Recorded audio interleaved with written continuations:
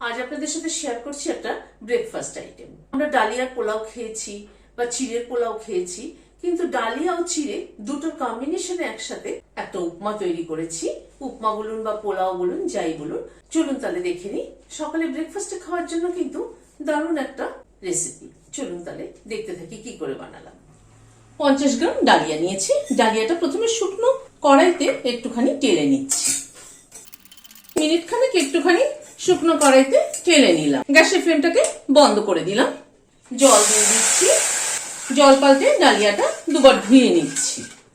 এবার গরম জল দিয়ে দিচ্ছি, ডালিয়াটাকে বয়েল করে নিচ্ছি। ডালিয়াটা 7-8 মিনিট মতো ফুটলো। একদম ঠিকঠাক সেদ্ধ, চাপ দিলে কিন্তু ভেঙে যাচ্ছে। খুব বেশি কিন্তু ডালিয়াটা সেদ্ধ করা যাবে না। স্ট্রেনারে ঢেলে দিলাম। এবার একটু নরমাল ওয়াটার দিয়ে ডালিয়াটাকে ধুয়ে নিচ্ছি, যাতে ডালিয়া স্টার্চটা বেরিয়ে যায়। হোয়াইট অয়েল দিচ্ছি, ঘি দিচ্ছি 1 চামচ, একটা শুকনো লঙ্কা ফোড়নে দিলাম, 1/2 চামচ সর্ষে দিলাম, ক্র্যাক করিয়ে নিচ্ছি। কয়েকটা কারি পাতা দিয়ে দিচ্ছি।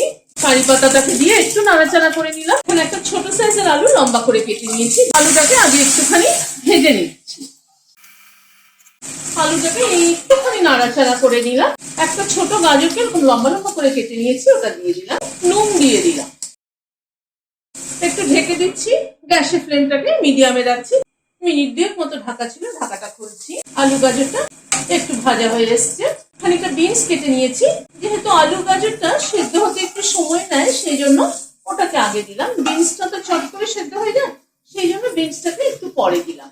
খানিকটা কড়াইশুঁটি দিয়ে দিলাম, একটু নাড়াচাড়া করে নিলাম। এখানে একটা পেঁয়াজ লম্বা লম্বা করে কেটে নিয়েছি, সেটা দিয়ে দিলাম। পেঁয়াজটা আগেও কিন্তু আমি দিতে পারতাম, কিন্তু পেঁয়াজটা আগে দিলে পরে পেঁয়াজটা সবজি ভাজতে ভাজতে পেঁয়াজটা কিন্তু পুড়ে যেত, খেতে কিন্তু ভালো লাগতো না। পেঁয়াজটা এখানে হালকা ভাজা হবে। পেঁয়াজটাকে হালকা করে ভেজে নিলাম। একটা কাঁচা লঙ্কাকে চিড়ে দিয়ে দিলাম। খানিকটা রোস্টেড চিনে বাদাম দিয়ে দিলাম। খানিকটা কিশমিশ দিয়ে দিলাম। সবকিছুকে একবার একটু নাড়াচাড়া করে নিচ্ছি। এবার ডালিয়াটাকে দিয়ে দিলাম। এখানে 50 গ্রাম মতো চিড়ে ধুয়ে রেখেছি, খালি একদম জল ঝরিয়ে ধুয়ে রেখেছি। চিড়ের গায়ে যেটুকু জল ছিল তাতে চিড়েটা যা ভিজেছে। একদম চিড়েটা দেখুন ঝরঝরে চিড়ে। নুন দিয়ে দিচ্ছি, একটু হলুদ দিয়ে দিচ্ছি, 1 চামচ চিনি দিয়ে দিলাম। মিনিট 2 সময় ধরে একটু ভেজে নিলাম। একটা পাতিলেবুর অর্ধেকটা নিয়েছি, রসটা দিয়ে দিচ্ছি। খানিকটা ধনেপাতা কুচি ছড়িয়ে দিচ্ছি। ভিডিওটা যদি ভালো লেগে থাকে তাহলে একটা লাইক এবং সাবস্ক্রাইব করার অনুরোধ রইল। আজ তাহলে এখানে শেষ করছি। নমস্কার।